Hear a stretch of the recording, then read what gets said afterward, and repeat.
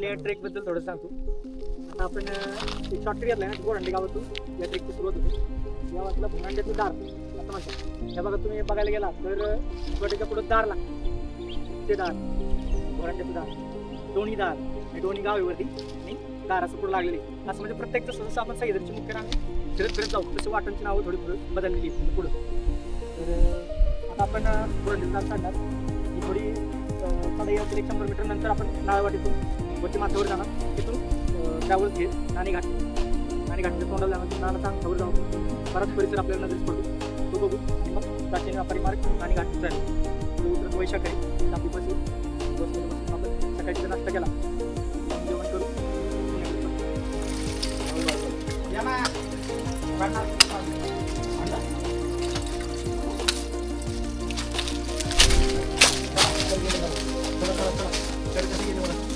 मित्रांनो सह्याद्रीतील आठवा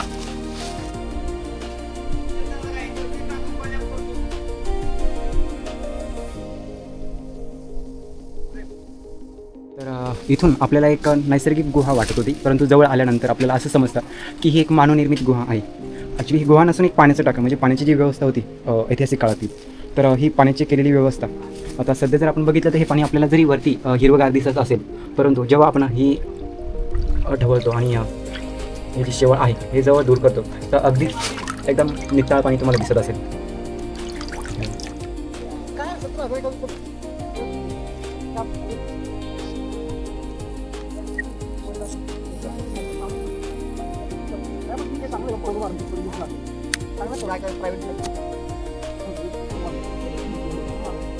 मित्रांनो सध्या फेब्रुवारी महिना चालू आहे आणि आपल्याला छान असे करवंद, कच्च्या स्वरूपात करवंद दिसत आहे.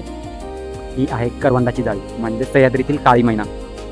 अजून इतके खास सुरुवात नाही झालेली करवंद येण्यासाठी, परंतु थोड्या प्रमाणात आपल्याला करवंद दिसत आहे.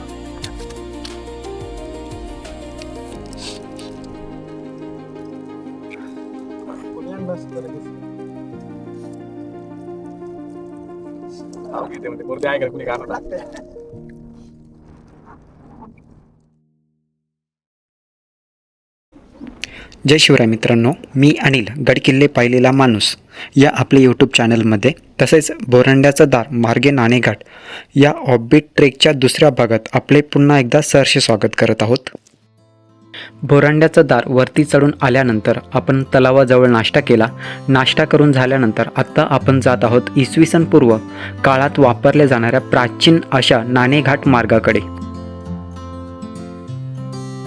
मित्रांनो, समोर आपल्याला जीवधन किल्ला दिसत आहे आणि जीवधन किल्ल्याच्या अगदी जवळ जी सुळका दिसत आहे तर ती आहे वानरलिंगी सुळका. घाट माथ्यावरून कोकणात कोसळणाऱ्या कड्यात खोदून काढलेली एक अरुंद पायवाट, कधी नैसर्गिकरित्या तयार झालेली तर कधी मानवी हातांनी घडवलेली. त्यावर गवसणारे गतवैभवाचे पुरावे आसमंतात नजर फिरवताच सह्याद्रीच्या दुर्गम गडकिल्ल्यांनी आणि रौद्रभीषण कडेकपाऱ्यांनी धरलेले फेरे आणि या सगळ्यांच्या अखंड प्रेमात बुडालेली काही वेडी मनं. घाटवाटांचं खरं महत्त्व म्हणजे पूर्वीच्या काळी दळणवळणासाठी वापरली जाणारी पायवाट. यातल्या अनेक घाटवाटा अत्यंत मोक्याच्या ठिकाणी असल्याने त्यांच्यावर नजर ठेवण्यासाठी संरक्षक किल्ल्यांची बांधणी केली गेली. त्यामुळे या डोंगर वाटांचं महत्त्व अगदी इतिहास काळापासूनच अधोरेखित झालेलं आहे. अगदी आजच्या काळातही कदाचित गाड्याही जाऊ शकणार नाही इतक्या वेगात आणि कमीत कमी वेळात घाटावरची माणसं कोकणात आणि कोकणातील माणसं घाटावर प्रवास करतात.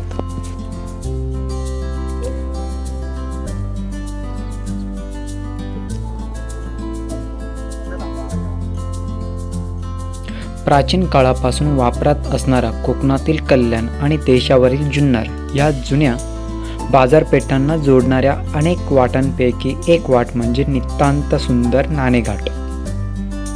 कोकणातील वैशाखरे आणि घाटमाथ्यावर घाटघर या गावांना जोडणाऱ्या उत्तुंग आणि बेलाग अशा कड्यांचं कवच लाभलेला हा घाट आणि घाटाचा रखवालदार म्हणून जवळच जीवधन सारखा बेलाग किल्ला आपल्याला बघावयास मिळत आहे. मित्रांनो, काही वेळेच्या वाटचालीनंतर आपण आता पोहोचलेलो आहोत नाणेघाटच्या प्रवेशाजवळ. येथे आल्यानंतर प्रत्येकाचे लक्ष वेधून घेणारी वास्तू आपल्याला बघावयास मिळते, ती म्हणजे हा रांजण.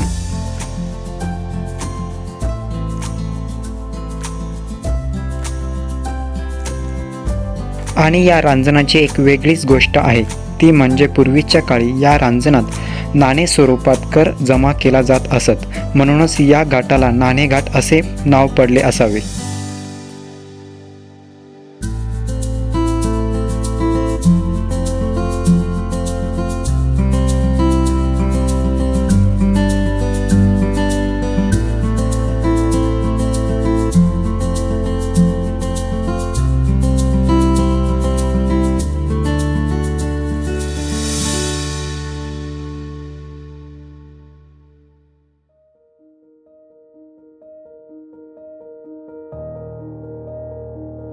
नाणेघाट सुमारे 2,500 वर्षापूर्वी खोदला गेला आहे.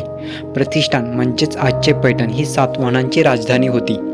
सातवाहन काळात कल्याण ते प्रतिष्ठान या राजमार्गावर जुन्नरजवळ डोंगर फोडून नाणेघाटाची निर्मिती केली गेली आहे. सातवाहन कुळ हे महाराष्ट्रातील प्राचीन असे कुळ आहे आणि त्याचे राज्य इसवी सन पूर्व 250 ते इसवी सन नंतर 250 असे जवळपास 500 वर्षे राज्य होते.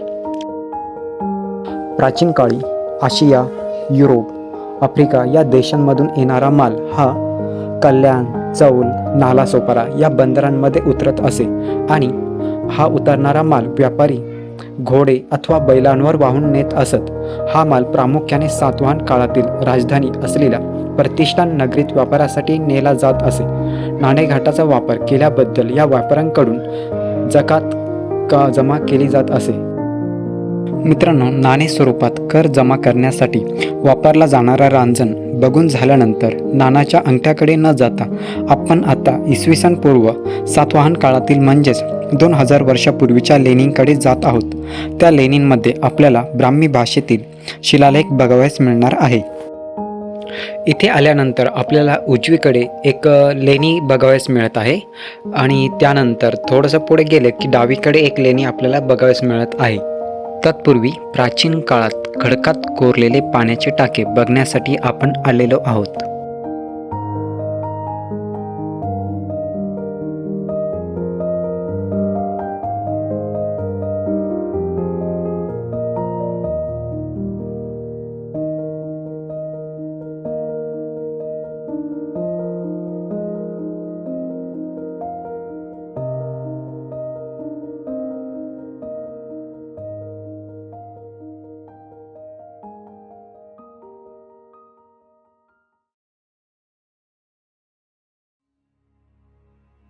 मित्रांनो, या गुहेतील शिलालेखाबद्दल थोडे रिसर्च केल्यानंतर असे समजते की सातवाहन राणी, जिचे नाव नागनिका असे होते, या राणीने केलेल्या वैदिक यज्ञांचा व दानाचा प्रदीर्घ शिलालेख या 2 भिंतींवर कोरलेला आहे. यातील बरीचशी अक्षरे नष्ट झालेली असली तरी यातील अवशिष्ट मजकुरावरून तत्कालीन सामाजिक, आर्थिक, धार्मिक व राजकीय परिस्थितीवर बराच प्रकाश पडतो. हा शिलालेख ब्राह्मी लिपीत असून प्राकृत भाषेत आहेत. शिलालेखाच्या अक्षरवटीवरून या शिलालेखाचा काळ योहान ब्युलर, मिराशी यांसारख्या पुराभिलेख विद्यावंतांच्या मते साधारणतः इसवी सन पूर्व 1-2 शतक असावा. सध्या अस्तित्वात असलेला शिलालेख 20 ओळींचा असून डाव्या भिंतीवर शिलालेखाच्या 10 ओळी कोरलेल्या असून उर्वरित 10 ओळी उजव्या भिंतीवर कोरलेल्या आहेत.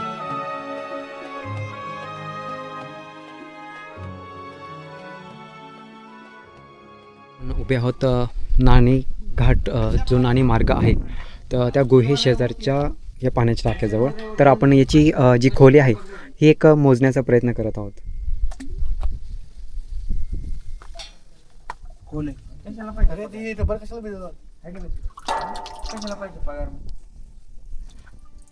इथपर्यंत गेल्यानंतर सुद्धा खाली जात होती, म्हणजे इतकं खोलवा याचा असू शकतो.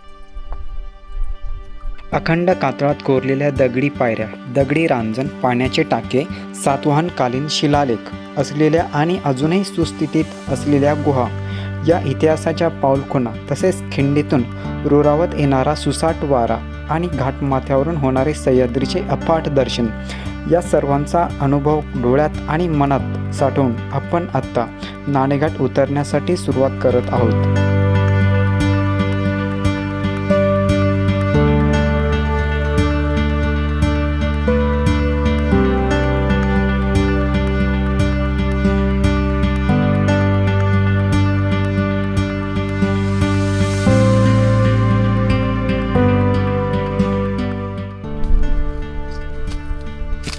मित्रांनो, आपण जेव्हा नाणेघाट हा मार्ग उतरत होतो तर आपल्याला इथे एक पाण्याचं टाकं दिसून येत आहे.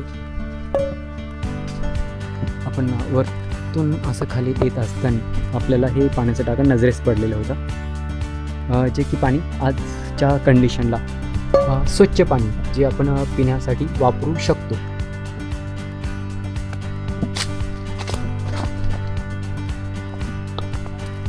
व्यापारी केंद्र.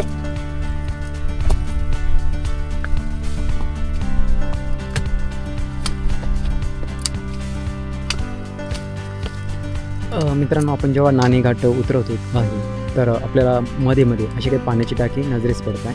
म्हणजे पूर्वी जे इथून मालवाहू करणारे जे प्राणी असेल किंवा जे माणसं असेल तर यांच्या पाण्याची सोय व्यवस्थित व्हावी यांच्यासाठी, तर त्यासाठी केलेली ही पाण्याची टाकी.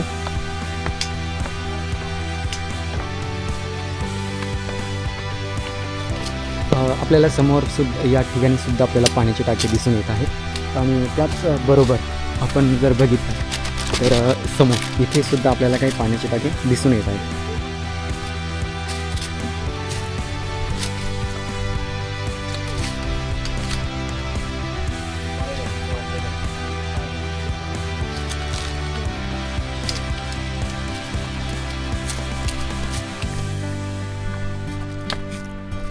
म्हणजे आपल्याला जागोजागी आपण जर बघितलं तर जागोजागी आपल्याला पाण्याचे टाके दिसून येत आहेत.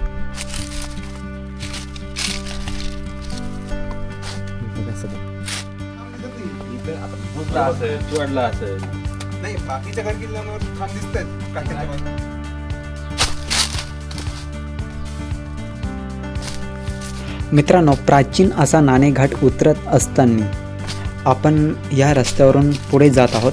तर आजूबाजूला झाडं असल्याकारणाने आपल्याला कुठल्याही प्रकारचं ऊन लागत नाही, तर त्यामुळे वाटचाल करत असताना खूप छान आपल्याला वाटत आहे.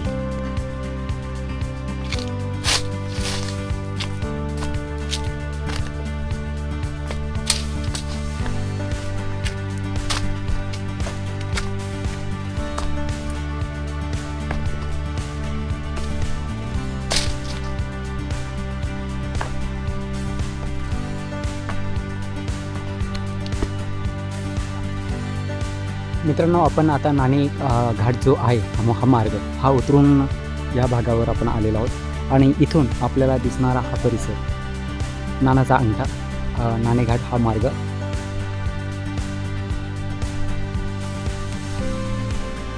आणि आपण आता खाली जात आहोत.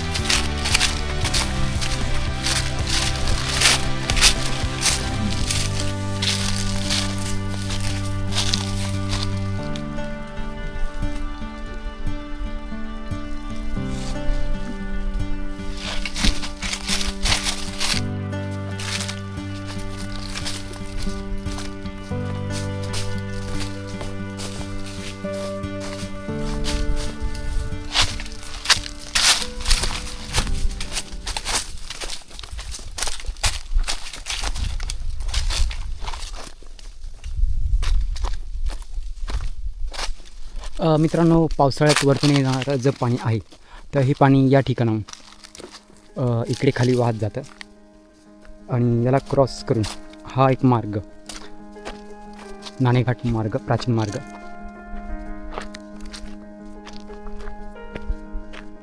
आणि आपण या नाणेघाट प्राचीन मार्ग व्यापारी मार्गाची ऑफबीट भटकंती करत आहोत.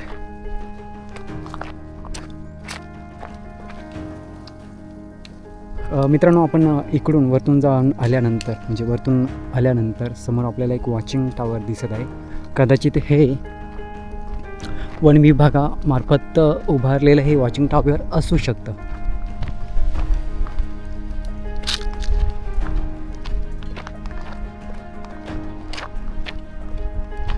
समोर आपल्याला एक गाव दिसत आहे. कॅमेऱ्यामध्ये दिसत असेल नसेल माहीत नाही, परंतु दिसतंय. काही बंगलोज दिसत आहे, सफेद कलरचं घर दिसतंय आपल्याला.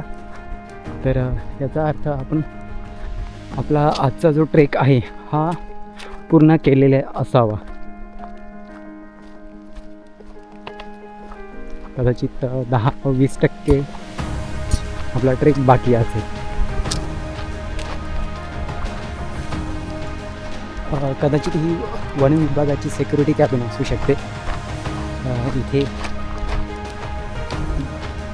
क्रीडा भवन, छोटा बगीचा, हा आहे एंट्री एक्झिट गेट.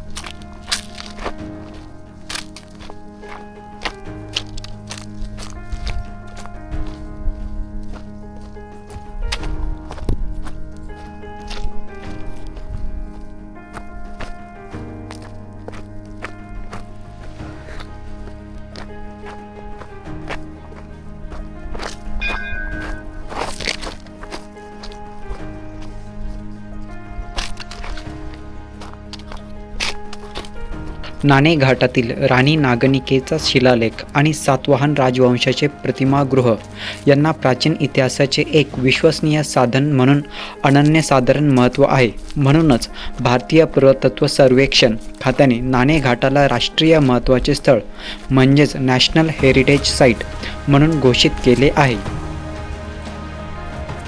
आहे का काही लिहिलेलं?